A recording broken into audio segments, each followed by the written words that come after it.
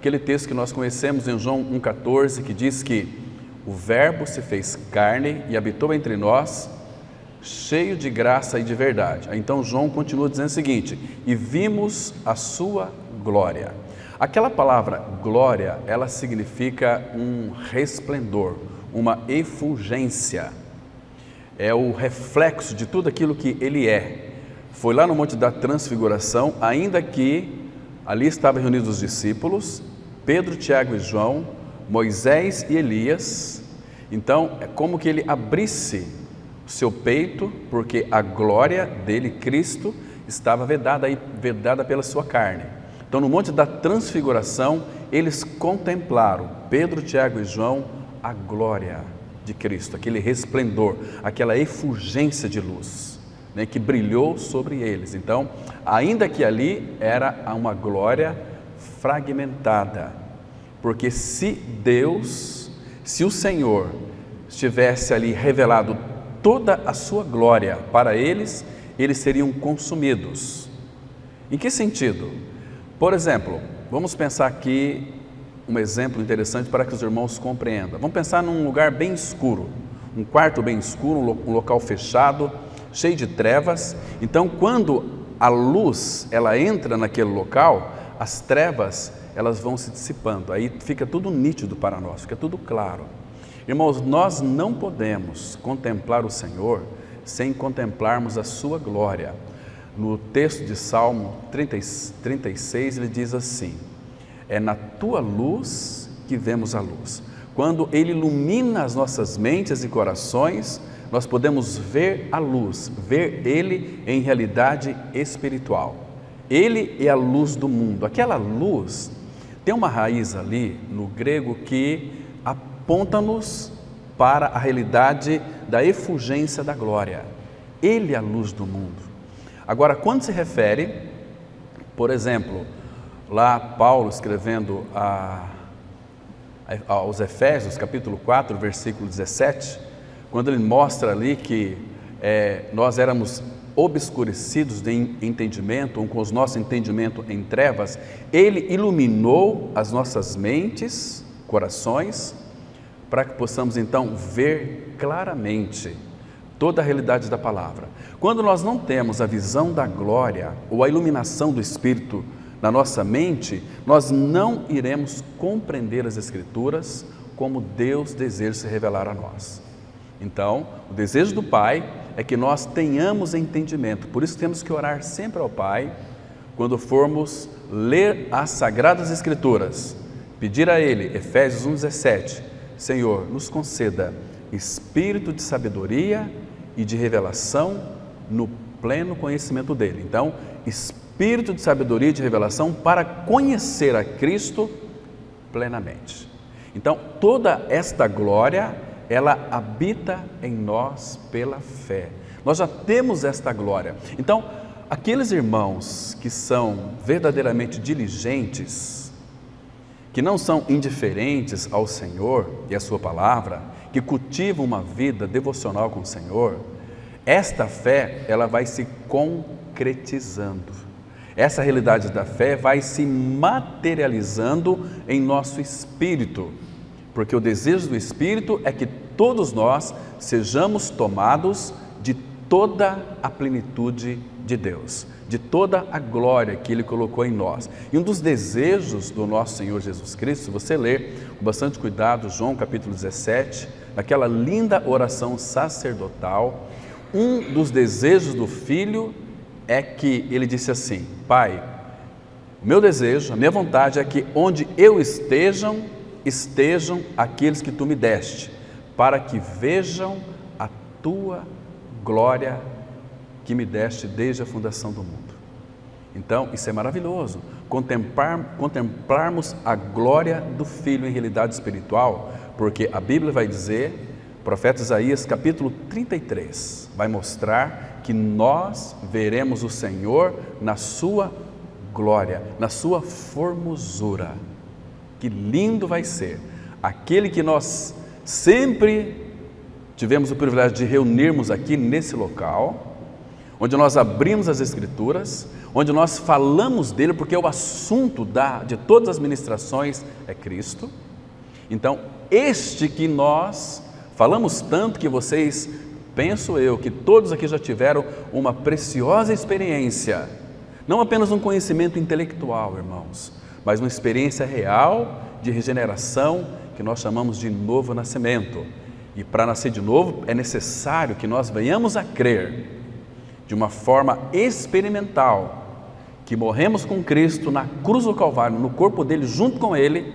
É dessa maneira que o nosso pecado ele é removido de nós, quando o nosso homem velho foi com ele crucificado, para que o corpo do pecado seja removido e não venhamos servir mais o pecado como escravos. Então, morremos com o Senhor, fomos sepultados com Ele, mas ressuscitamos juntamente com Ele e fomos colocados numa posição muito elevada, muito alta, assentados nos lugares celestiais em Cristo Jesus. Então nós já estamos no Pai, em Cristo Jesus. Assim como João 1,18 vai dizer que o Filho está no seio do Pai. Se alguém está em Cristo, é uma nova criatura. Nós estamos em Cristo pela fé, nós já estamos assentados nos lugares celestiais em Cristo Jesus. Estamos lá, mas estamos aqui ainda. O que nos impede é aquilo que o apóstolo Paulo diz lá em 2 Coríntios capítulo 5, versículo 8. Ele disse assim, que estamos em plena confiança, a palavra ali é convicção, preferindo deixar o corpo e habitar com o Senhor.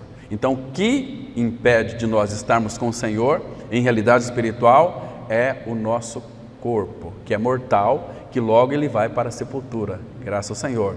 Porque, irmãos, não fiquem preocupados com a morte, não tenham medo da morte. Aquilo que nos apavorava tanto, Cristo matou ela lá na cruz. Ele não apenas destruiu a morte, mas aquele que tem o poder da morte, que é o diabo, e livrasse a todos que pelo pavor da morte estavam sujeitos a uma vida de escravidão. Fomos libertos deste terrível inimigo que é a morte. Então, irmãos, quando nós for para a sepultura, o nosso corpo vai para a sepultura, vai virar poeira, mas a palavra fala lá em Filipenses 3, versículo 20, que nós receberemos um corpo semelhante ao corpo, escuta isso aqui, da sua glória. Teremos um corpo glorificado, onde nós não iremos mais sofrer dor, sofrer sono, sofrer fome, sofrer sede, nada. Não vamos precisar mais do sol, não vamos precisar mais da lua, mais de luz nenhuma, porque o Cordeiro será a nossa lâmpada e a luz da glória de Deus brilhará sobre nós eternamente. Isso não é maravilhoso, irmãos? Isso deve encher o nosso coração de alegria. Então, nós vamos hoje analisar aqui com bastante cuidado, com bastante atenção também. Eu queria que os irmãos prestassem muita atenção. Vamos falar de um assunto que, todas as vezes que eu subo aqui para falar desse assunto, é com temor e tremor, porque a glórias de Cristo é algo maravilhoso, encantador, e tudo é para nós. Tudo que Ele fez, claro, foi fazer a vontade do Pai, mas Ele fez tudo pela ou para a sua noiva, que é eu e você, que é a igreja de Cristo. Então, queridos, a carta de Hebreus, ela vai tratar em primeiro lugar da excelência da nova aliança em Cristo Jesus. O ministério do Antigo Testamento era um ministério de morte. E aqui, eu sei que hoje não vai dar para a gente falar sobre as 7 glórias de Cristo, aqui nesses 4 versículos. Mas o que nos deixa um pouco intrigados, que a primeira glória de Cristo, nós vamos poder contemplar aqui no final do versículo 2, eu vou ler todo o versículo 2 novamente, que diz assim: nestes últimos dias, claro que Deus aqui, Ele falou uma vez lá no passado, outrora, Deus falava de muitas maneiras. De que maneira que Deus falava? Pelos profetas, falava por sonhos, falava por aparições fragmentadas da pessoa de Cristo.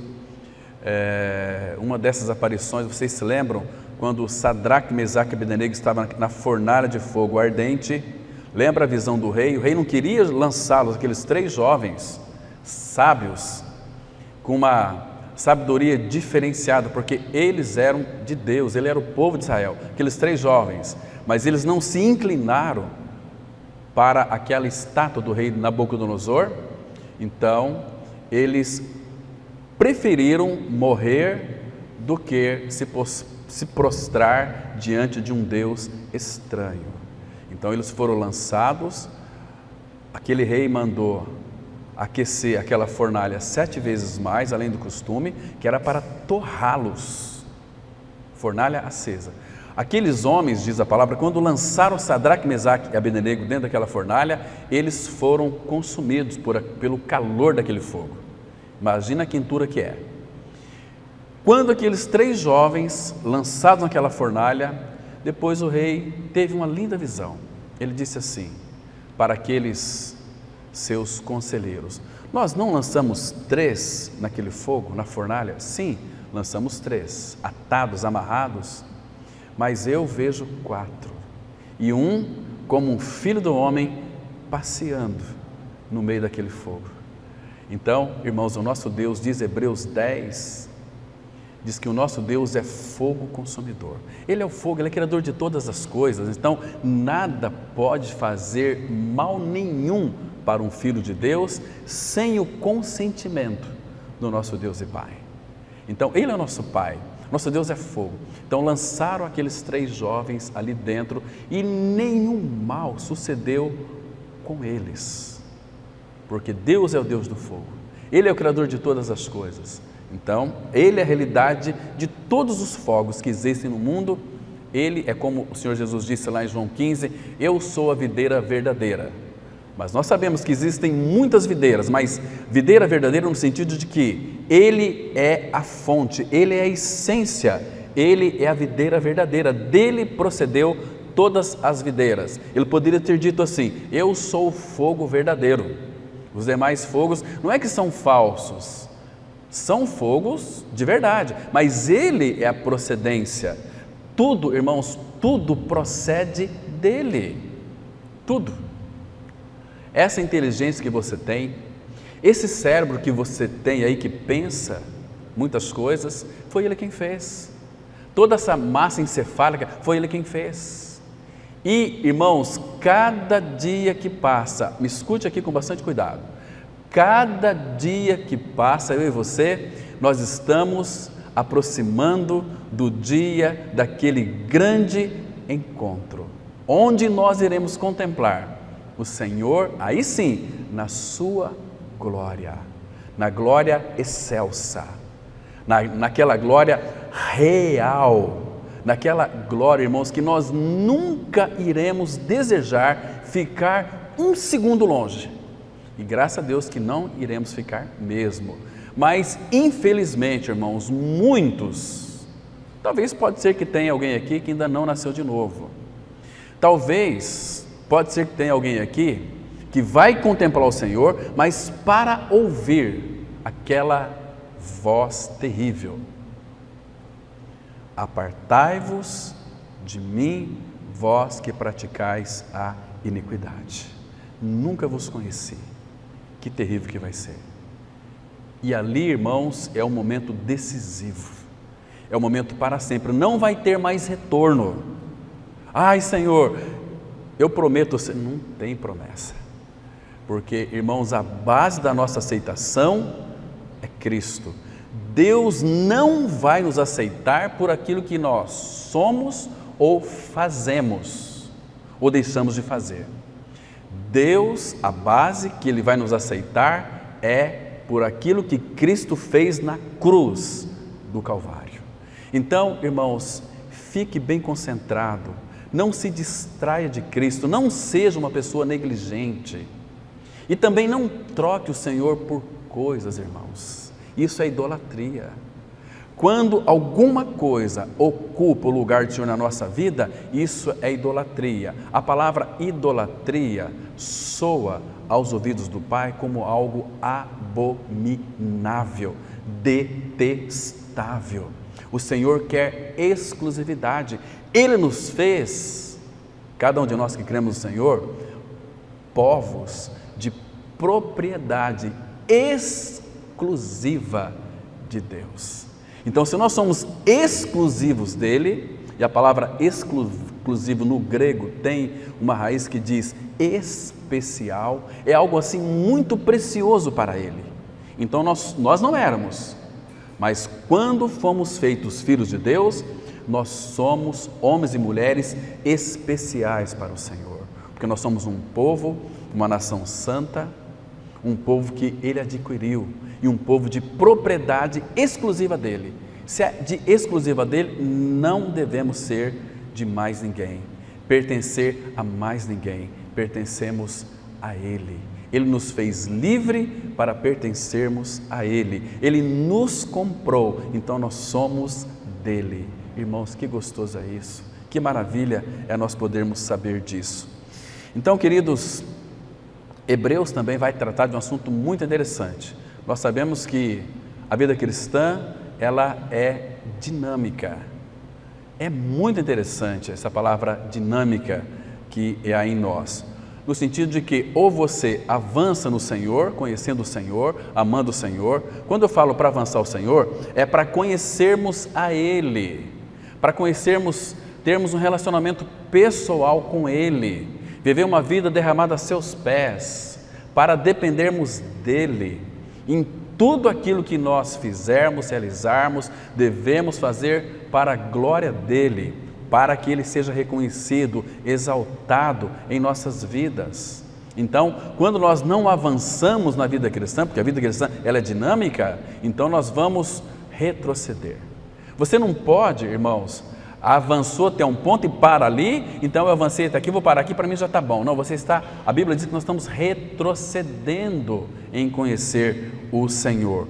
Então, como a vida cristã ela é dinâmica, ou você avança ou você retrocede. Então não existe uma forma, como diz o nosso irmão Stephen Cong, estagnação na vida cristã.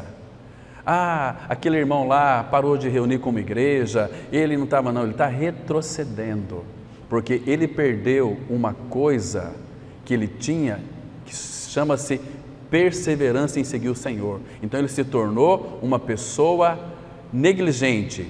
Aliás, eu vou falar uma palavra bem mais profunda ainda. A palavra negligente ali no original grego, ela tem uma raiz também que diz o seguinte: não se importaram, se tornaram indiferentes para o seu Senhor. Isso entristece o coração do nosso amado Pai Celestial. Isso faz o nosso Pai Celestial chorar, porque, irmão, Deus é amor e Ele nos ama, cada um de nós, individualmente, e nos ama coletivamente. Por isso que Ele disse algo muito interessante no Salmo 133, verso 1. Quão bom e agradável. Agradável para quem? Para o coração do Pai. Agradável para nós que entendemos a mente do Pai e o coração do Pai. Quão bom e agradável é viverem unidos os irmãos. Unidos, porque essa unidade foi Ele quem fez. O Filho orou por essa unidade. E o Filho fez esta unidade. O Filho iria fazer essa unidade lá na cruz em Cristo, pela ressurreição. Nós seríamos batizados, 1 Coríntios 12, versículo 13, em um Espírito, todos nós somos batizados para dentro de um corpo. Somos a vida da igreja, o corpo de Cristo. Então, Ele nos uniu, mas olha o cuidado do Senhor, irmão. Olha o amor do Senhor. Olha a majestade dEle sendo revelada. Ele fez essa unidade e Ele orou por essa unidade. Senhor, eu vou fazer essa unidade. E a palavra fala lá, Eclesiastes 3,14, que tudo quanto Deus faz durará eternamente. Mas é como se Ele dissesse o seguinte: olha o coração do nosso amado Senhor. Olha, eu amo tanto vocês, vou unir vocês a mim. Vocês serão serão o meu povo, um povo de propriedade exclusiva. Vocês vão estar unidos como o meu corpo. Mas mesmo assim, como que se isso não fosse suficiente para Ele, Ele orou ao Pai: Senhor, para que eles sejam como nós o somos, eu neles, tu em mim, para que eles sejam aperfeiçoados na unidade.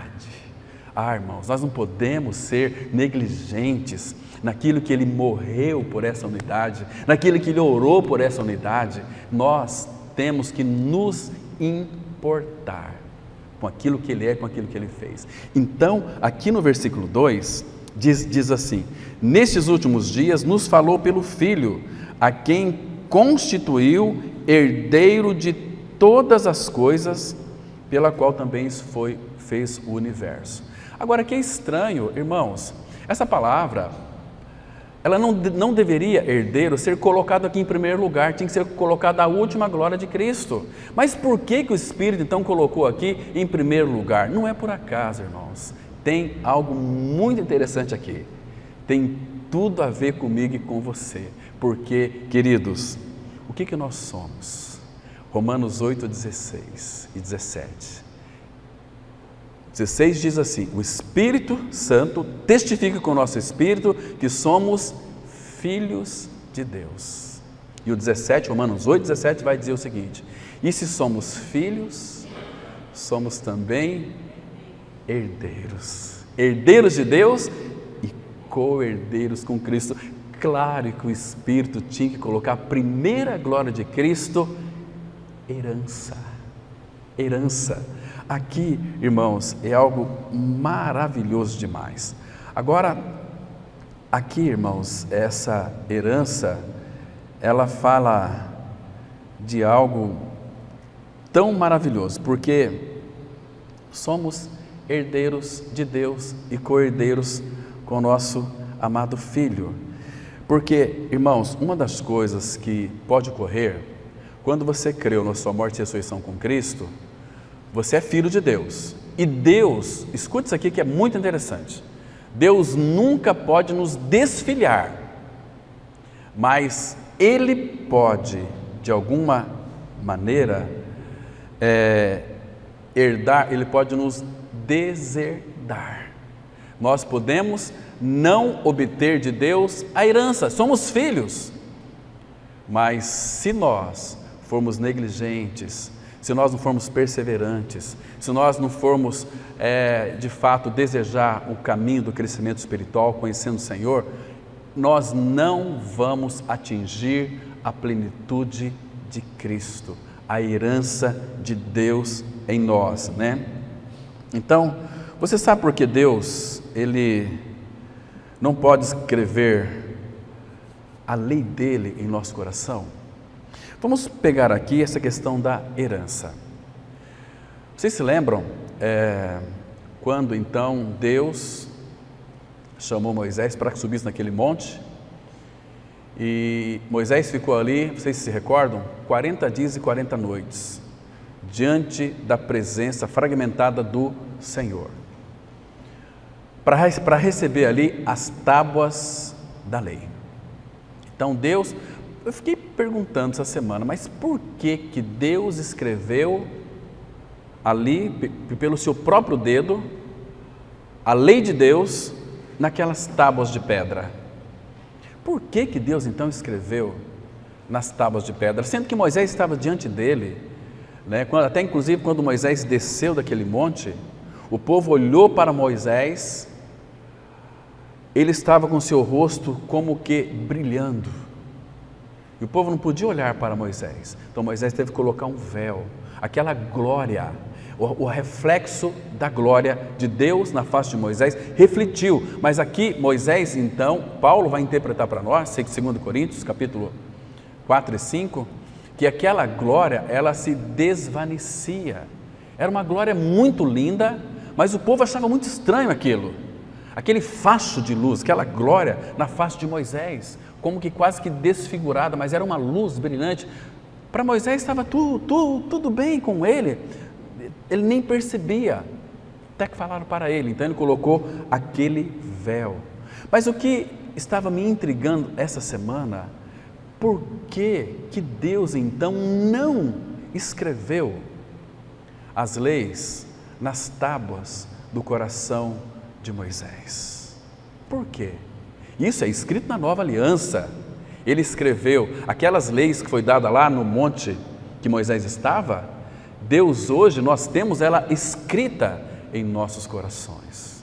Mas por que naquela época ele não escreveu? Porque o pecado, quando entrou no homem, foi para onde o pecado? Foi para o coração do homem. E como que Satanás teve um cuidado de escrever ali? Abram comigo lá no profeta Jeremias, capítulo 17, versículo 1. Jeremias 17, 1. Aqui nós vamos descobrir por que então não foi a lei escrita nos corações. Sabe por quê, irmãos? Porque Deus não gosta de misturar aquilo que é profano, aquilo que tem pecado, com aquilo que é santo. Diz assim a palavra, Jeremias 17, verso 1. Leia com bastante atenção, que diz assim: o pecado de Judá está escrito com um ponteiro de ferro e com um diamante pontiagudo, gravado na tábua do seu coração e nas pontas dos seus altares. Então o pecado foi gravado com um diamante ponteiro de ferro no nosso coração. Percebe? Então, como que Deus poderia escrever algo em cima ali? Deus não faria isso. É igual você pegar uma coisa que é suja e você precisa de reter a água, você tem que pegar lá e encher de água com aquela vasilha suja, que lá vai cheirar muito mal depois, você nem vai conseguir tomar aquela água. Então, o que Deus fez? Em Ezequiel 36, versículo 26, ele diz que tiraria de nós o coração de pedra e nos daria um coração de carne. Esse coração aqui, que foi escrito com um diamante pontiagudo, ele se tornou tão duro, porque a nossa essência é barro, mas com o tempo o sol foi endurecendo e se tornou um coração de pedra, um coração impenetrável, um coração resistente, um coração que não se inclina, um coração que não consegue responder ao Senhor em nada. Embora muitas pessoas com este velho coração estão cumprindo leis e doutrinas de igrejas. Isso é uma tragédia, irmãos, para o cristianismo. São essas pessoas que irão perseguir os cristãos. São os evangélicos, vazio do evangelho é quem vai perseguir os cristãos. Então o que Deus fez para que Ele pudesse imprimir a sua lei em nosso coração? Lá na cruz em Cristo, quando Jesus estava crucificado, Ele nos atraiu, fomos colocados em Cristo, Cristo morreu, nós morremos, Ele fez um transplante de coração, Ele tirou seu coração velho. O que é o coração velho, irmãos? Egoísta, cheio de si mesmo, amante de si mesmo, um coração que ama aquele que te ama. Se você souber que alguém te odiou, você quer ver a morte daquela pessoa. Você vai torcer contra aquela pessoa. Paulo diz assim que nós éramos odiosos e odiávamos uns aos outros, porque o nosso coração era empedernido, duro, endurecido. Por isso que muita gente gosta de cafuné, tem que fazer cafuné nelas. Se você tratar um melhor do que o outro, isso em casa, na criação de filhos, já vai ter problemas. Estão me compreendendo? Porque são egoístas, o egocentrismo, esse coração é um coração de pedra. Então Cristo removeu de nós este coração de pedra.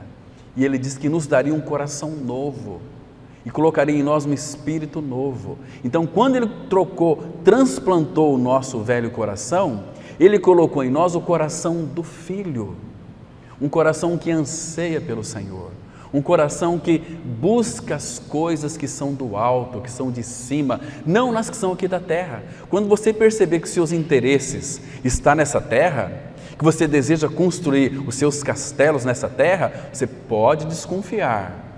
Ou você não nasceu de novo, ou você está iludido com o teu cristianismo, porque quando Ele troca o nosso coração, o primeiro desejo que vamos ter é como diz o salmista, Salmo 42, a minha alma tem sede, sede de Deus. Você vai desejar o Senhor, você vai ter prazer em ler as Escrituras, você vai ter prazer em se reunir junto com seus irmãos, Nada mais neste mundo vai ter sentido para você se Cristo não estiver envolvido, porque você foi crucificado para o mundo. Paulo fala em Gálatas 6,14: mas longe esteja de mim gloriar-me, a não ser na cruz de nosso Senhor Jesus Cristo, pela qual cruz o mundo está crucificado para mim, ou seja, o mundo morreu para mim e eu crucificado para ele. O mundo está morto para mim e eu morto para o mundo. Se este mundo está morto para mim e eu estou morto para ele, o meu anseio agora, somente é buscar conhecer o Senhor da glória, o Senhor da vida. Você se lembra daquele Salmo 63? Naquela linda expressão ali, quando Davi, depois de ter percorrido o deserto um dia inteiro, com aquele que o amaldiçoava lá, o filho de Simei, amaldiçoando Davi o dia inteiro, ele chegou lá naquele final da tarde, desceu ali do seu animal, sentou e escreveu o Salmo 63. Ele disse assim: Senhor, estou aqui nessa terra árida e sem água, mas Senhor, eu quero ver a tua força e a tua glória.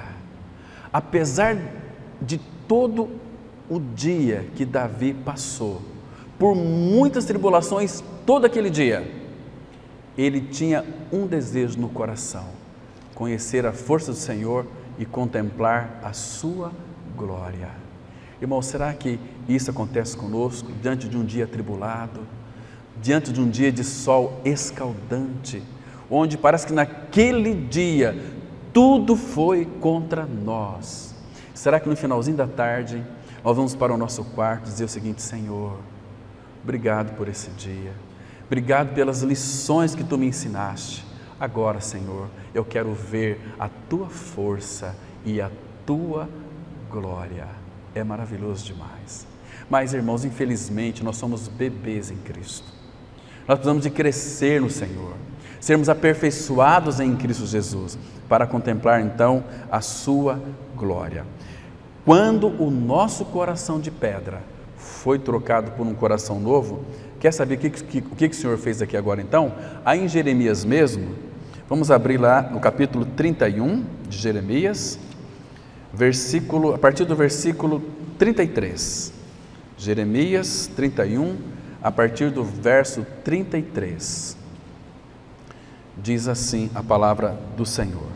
Jeremias 31, a partir do verso 33. Agora, isso aqui era uma promessa. E essa promessa foi concretizada, se cumpriu. Recebemos a realidade disto aqui quando Cristo morreu lá na cruz do Calvário, quando Ele transplantou o nosso coração, quando nós fomos ascensos com o Senhor Jesus Cristo. Diz assim: porque esta é a aliança que firmarei com a casa de Israel depois daqueles dias.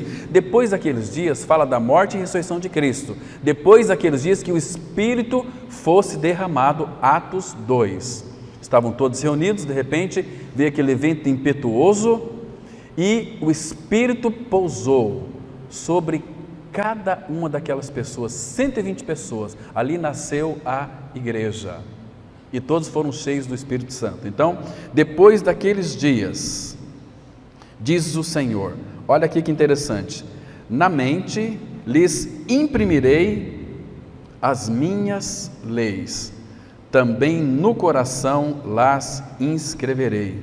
Eu serei o seu Deus e eles serão o meu povo.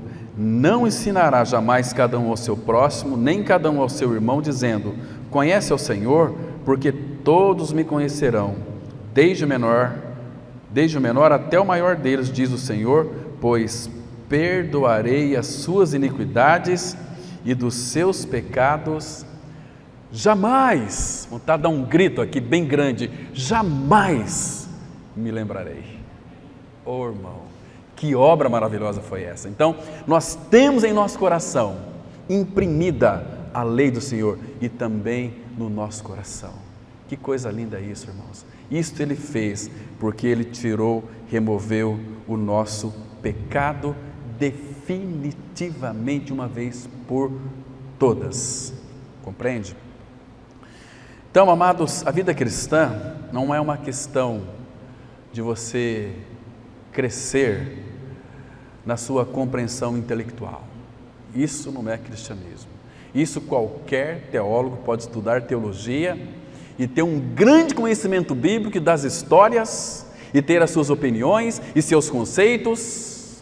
Temos que tomar muito cuidado, irmãos, principalmente quem são filhos de Deus. Cuidado com aquilo que você lê, cuidado com aquilo que você escuta.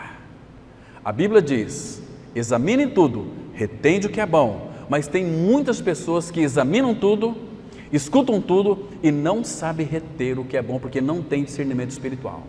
E começam a defender conceitos disso, daquilo, de pontos específicos, teológicos, aí há muitas discussões. Irmãos, Paulo, escrevendo aos Filipenses, diz para Evódia e Sintique que pensem concordemente no Senhor. Vocês têm aí a palavra de Deus, leiam as Escrituras e pensem concordemente. Não pode haver divisão nesses pontos, irmãos.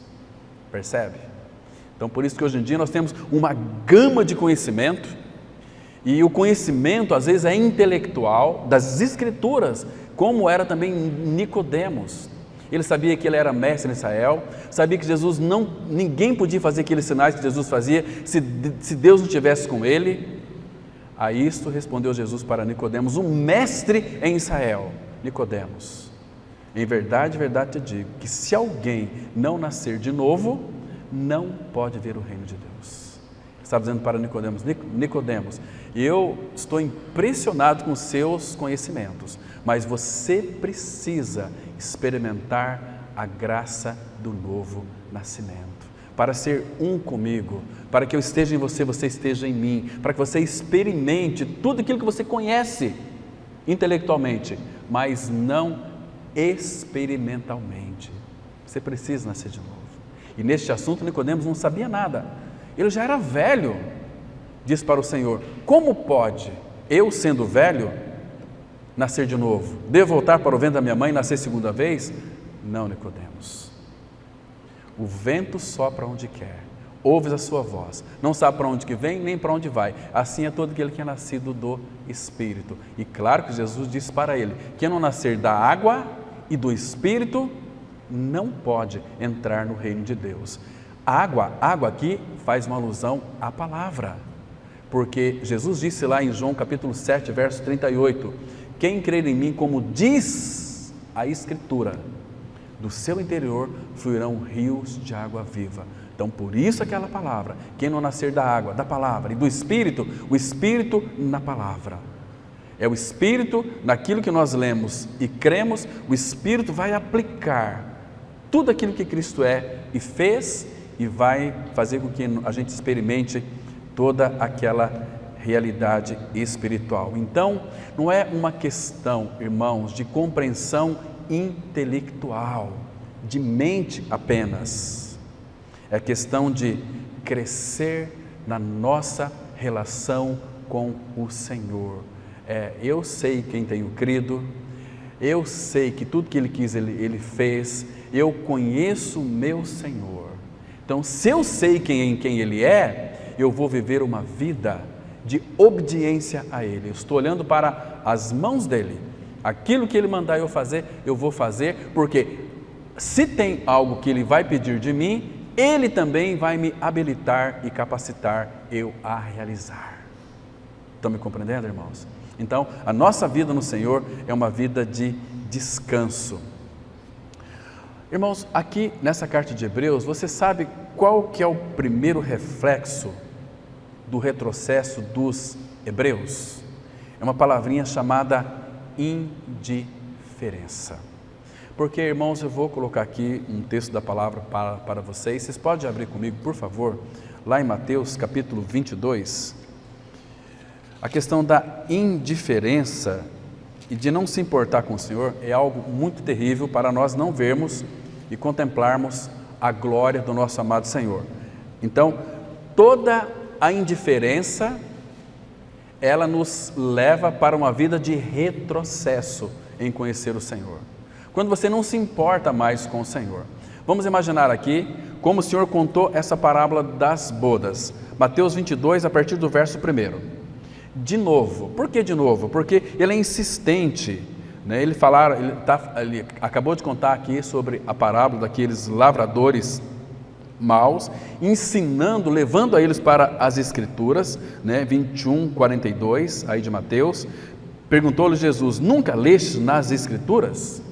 A pedra que os construtores rejeitaram, não fizeram conta, não se importaram com ela. Essa aqui veio a ser a pedra de arremate, a principal pedra de esquina, percebe? Vocês se lembram lá em Números capítulo 21, versículo 5, quando Deus queria transformar o apetite daquele povo, porque eles gostavam do alho, das cebolas, coisas do Egito lá, o Senhor ofereceu para eles o pão do céu, maná, que era uma figura de Cristo.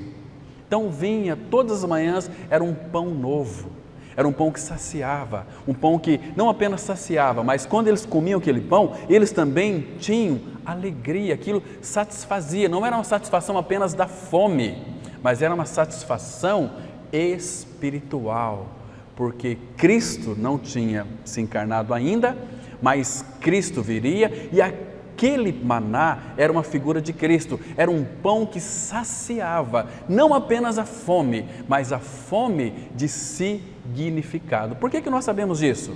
Porque Cristo disse assim: quem comer da minha carne não vai ter fome, nunca mais vai ter fome. Quem beber do meu sangue não vai ter mais sede. Então, ele deu maná, era um pão que saciava. A gente pensa que é fome, eles estavam com fome para suprir as suas necessidades físicas, mas quando eles ingeriam aquele pão que era do céu, eles tinham uma satisfação que eles não sabiam o que era. Eu estou me sentindo muito bem. Quando você se alimenta fisicamente muito bem, o que você sente? Saciez. Mas o pecador, ele come, mas não tem alegria, porque separado de Deus, diz a Eclesiastes, quem pode se alegrar separado dele? Você vai comer, vai matar fome, mas quem pode se alegrar? Mas não tem alegria. Quando nós almoçamos, primeiro damos graças ao Senhor por aquela refeição, e nós comemos, aquela refeição vai trazer para nós não apenas uma satisfação da fome, mas vai trazer alegria para nós. Então aquele povo comia aquele maná, saciava a fome deles, mas também saciava a fome de significados. Então o que eles disseram lá em Números 21, 5? A nossa alma tem fastio deste pão vil. Hoje em dia não é diferente, irmãos. As pessoas infelizmente não querem o pão vivo que desceu do céu, que é Cristo. Eles têm fastio, eles querem poder de Deus, querem revelações, querem visões, querem milagres, querem curas, mas não querem o Senhor. Querem as bênçãos, mas não querem o Senhor. Não querem. Por quê? Porque eles têm fastio de Cristo. Só Cristo que vocês pregam aí na comunidade de vocês? Só a Bíblia e Cristo? O que Paulo fala em Colossenses 3,11? Porém, Cristo é tudo em todos. O que Cristo é para mim e para você, irmãos? Ele é a glória. Muitos de nós, claro, por sermos habitados pelo Senhor, Ele começa em nós processar uma coisa chamada santificação. Santificação. Sede santos porque eu sou santo. Agora, irmão, por favor, preste atenção. Como que Ele nos faz santos? Abra comigo, lá em Êxodo, capítulo 29. Vamos ler aqui o versículo 34, irmãos. Que coisa linda, coisa preciosa.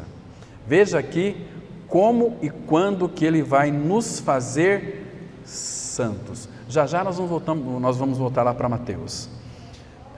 Olha só, Êxodo 29, verso 43. Presta atenção, já vou mostrar para vocês aqui onde que é este ponto de encontro.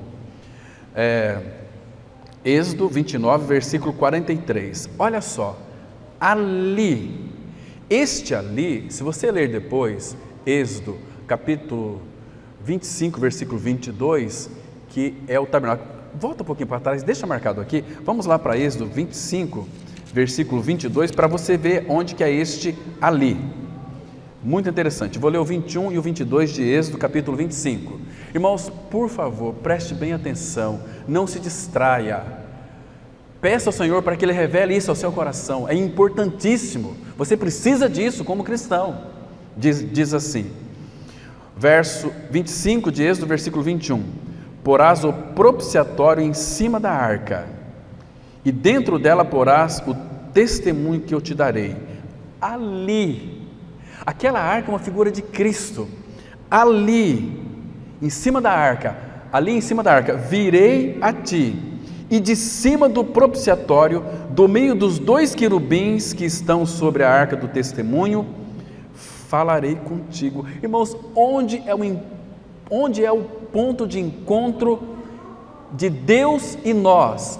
Lembra que ele disse lá em 1 Timóteo 2, versículo 5, só há um mediador entre Deus e os homens, Jesus Cristo, homem. É aqui, irmãos, em cima do propiciatório, é o ponto de encontro entre Deus e o homem. Aqui está implicitamente revelado quem é o Senhor Jesus Cristo. Ele é o nosso mediador. Que lindo é isso, olha aqui. Então, ali virei a ti, de cima do propiciatório, do meio dos 2 querubins que estão sobre a arca do testemunho, falarei contigo. Deus falando com o homem, e Deus só pode falar conosco em Cristo. Nos últimos dias nos falou pelo Filho. Está tão claro, irmãos. Por que nós somos tão indiferentes com relação a isso, irmãos? E ele continua dizendo, arca do testemunho, falarei contigo acerca de tudo o que eu te ordenar para os filhos de Israel. Agora vamos lá para 29, versículo 43. Ali, olha só, ali verei aos filhos de Israel, para que, olha que palavra que aparece aí, para que por minha glória, por minha presença dentro de vocês, sejam santificados. Por minha glória, vocês serão santificados. Hebreus 2, versículo 11 vai dizer o seguinte, pois tanto que santifica Jesus, como os que são santificados, todos vêm de um só, viemos dele. Então ele continua dizendo, santificados, por minha glória sejam santificados, e consagrarei a tenda da congregação e o altar, também santificarei Arão e seus filhos, para que me oficiem como sacerdotes. Irmãos, ninguém pode prestar qualquer tipo de ofício ao Senhor, se não for santo em Cristo. Você percebe que hoje em dia temos muitos pregadores, mas a maioria, 98%, não tem, irmãos, essa realidade, porque a gente vê que essas palavras não tocam os nossos corações.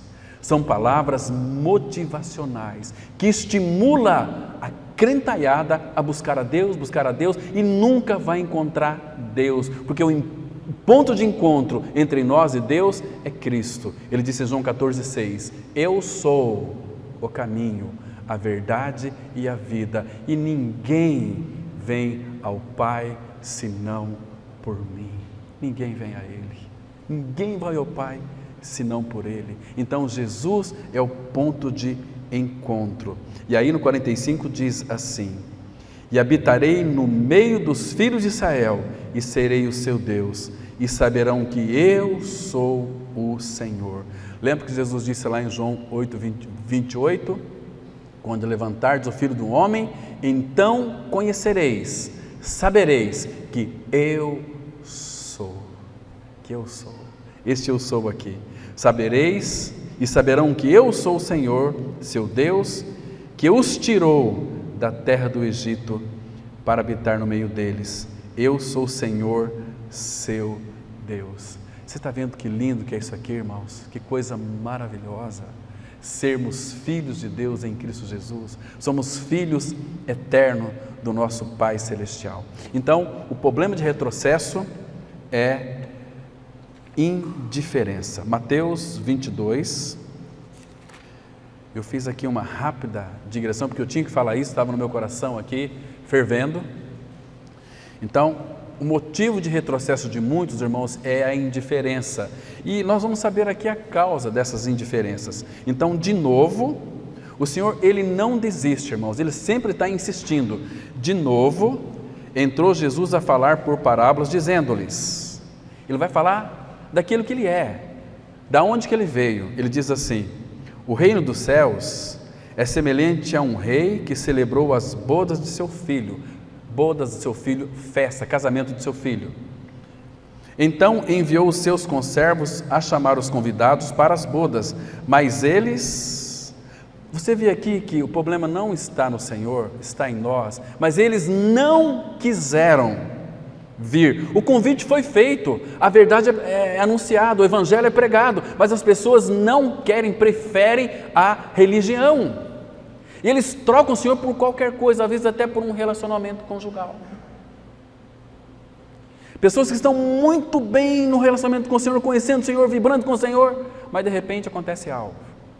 A carência afetiva está acima de Cristo. Aí troca o Senhor por causa de porcaria. Conversei com uma pessoa algum tempo atrás, que é obreiro, numa comunidade aqui na nossa cidade, e obreiro desde o primeiro dia até agora. Eu falei o seguinte: se você morreu, você tem certeza da tua salvação? Não tenho. O que é evangelho? Evangelho é o de Mateus, não é? É o de João, é o de Marcos. Não, o que é evangelho? Como é que você é salvo pelo evangelho? Como assim? Lembrei daquela pergunta que Nicodemos disse que Jesus disse para Nicodemos: você precisa nascer de novo, senhor Nicodemos. O que é isso, novo nascimento? Eu já sou velho. Como? Eu vou ter que voltar de novo para nascer de novo? Espiritismo? Não é nada disso. Você precisa, Paulo, ele vai dizer para nós o que é o novo nascimento. 1 Coríntios 15, 36. Insensato. O que tu semeias não nasce se primeiro não morrer. Para nascer de novo, você tem que crer que você morreu com Cristo na cruz.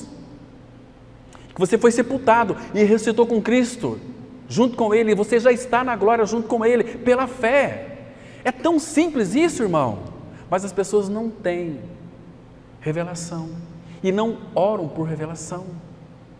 Então, se a igreja não nascer de novo, ela não vai crescer, o Senhor não vai imprimir as suas leis, as suas palavras em nossa mente e coração, se o coração não foi trocado ainda. Nós vamos conhecer o Senhor intelectualmente, e a sabedoria deste mundo é loucura diante de Deus. Eu vou falar aqui uma coisa, porque já foi promulgado, o Leandro Carnal, eu fiquei assustado agora, conhece todas as religiões, conhece o cristianismo melhor do que qualquer um de nós. Se ele fizer aqui uma exposição bíblica, dá de 1000 a 0 em cada um de nós. Mas ele, sabe o que ele declarou? Eu sou ateu.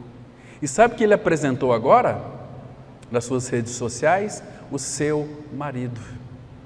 O seu marido. Que tragédia, irmãos. Isso mostra que cristianismo sem a revelação de Cristo é barca furada. Religião sem Cristo é barca furada. Se você ler aquelas 7 cartas de Apocalipse, em cada uma delas o Senhor, Ele reivindica alguma coisa. Cada uma delas. Mas quando chega em Laodiceia, uma igreja sem vida, uma igreja que não tem realidade. A realidade está do lado de fora. Eis que estou à porta e bato. Então, a igreja estava reunida, tinha pregação, tinha pastor, tinha líderes de louvor, a igreja cheia de gente, mas o que eles não tinham? Realidade. Onde estava a realidade? Se eles não tinham realidade, o que eles tinham? Irrealidade. Onde estava a realidade? Do lado de fora. Eis que estou à porta e bato.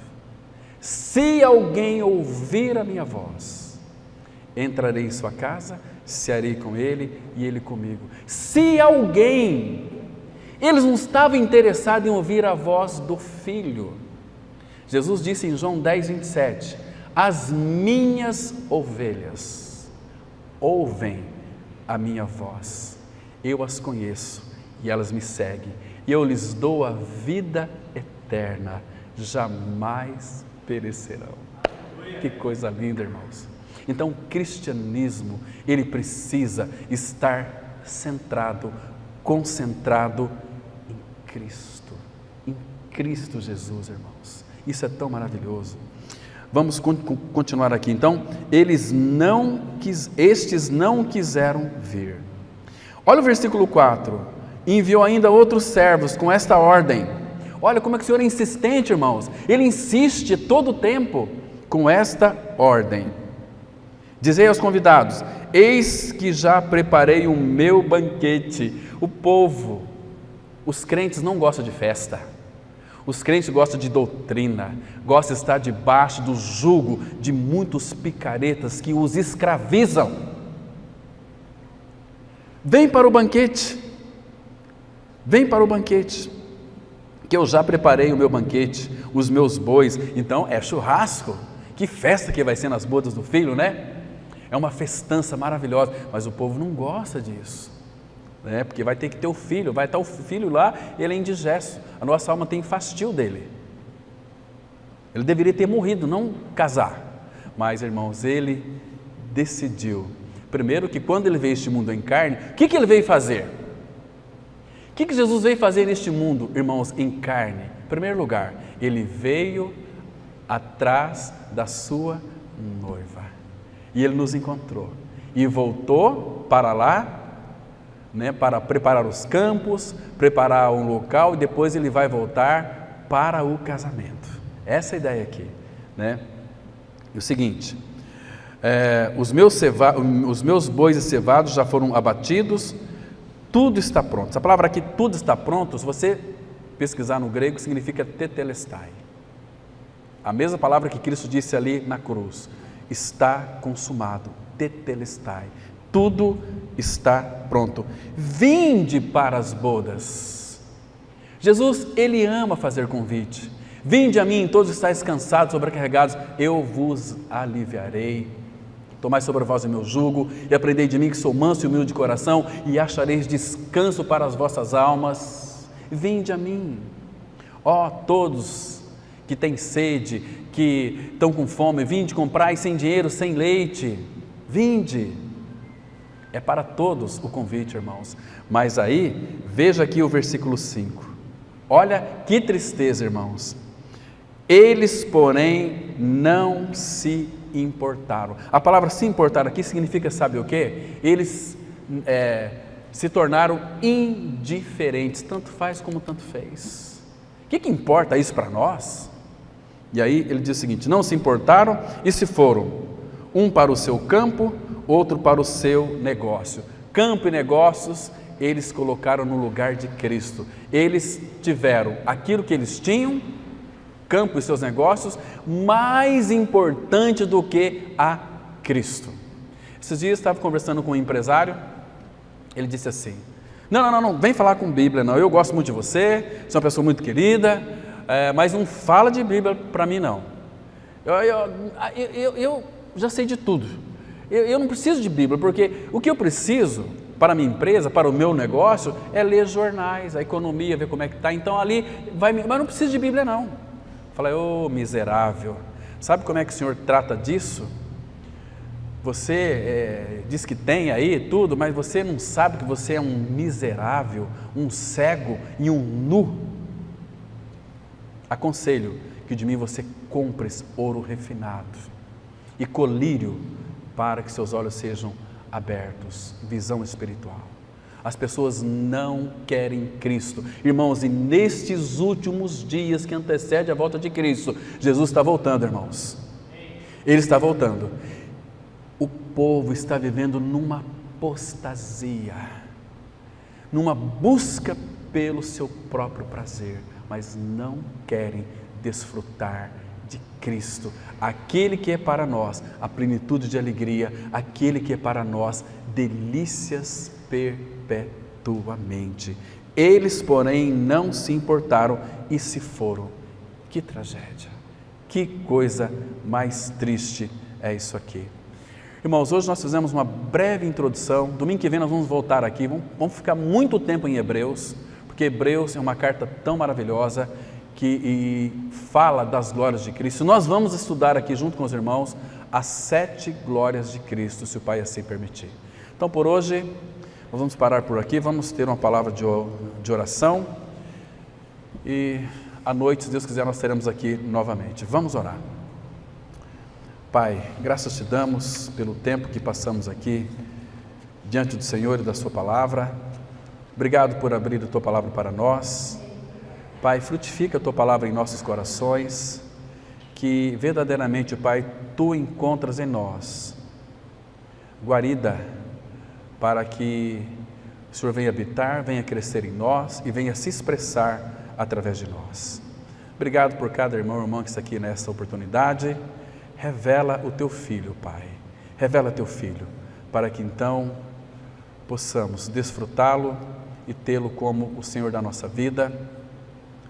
Ele é aquele que deseja governar as nossas vidas, dirigir as nossas vidas. Quebranta o nosso coração, Pai. Em nome de Jesus Cristo nós oramos. Amém.